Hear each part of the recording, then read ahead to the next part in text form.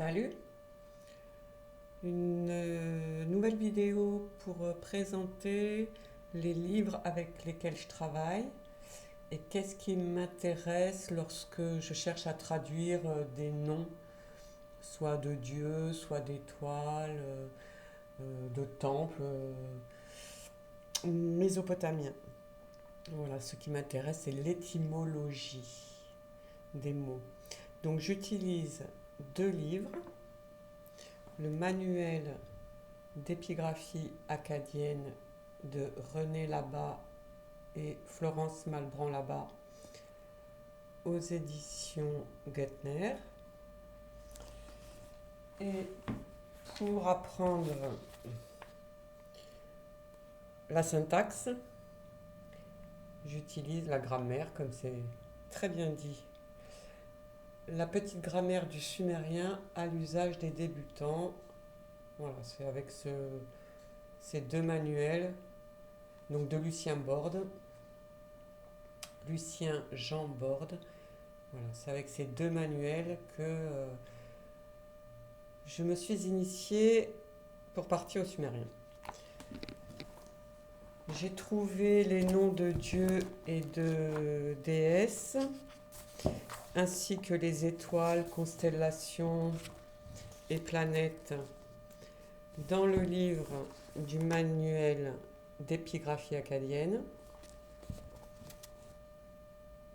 Et ensuite, je suis allée chercher pour chaque signe composant le nom d'une étoile, je suis allée chercher leur signification dans l'intérieur du livre qui classe tous les signes et donne leur valeur, c'est-à-dire ce qu'ils veulent dire. Voilà, par exemple, là nous avons le dieu Shamash. Alors, comme ça, le dieu Shamash en acadien, ou le dieu Utu en sumérien, qui est le dieu du soleil.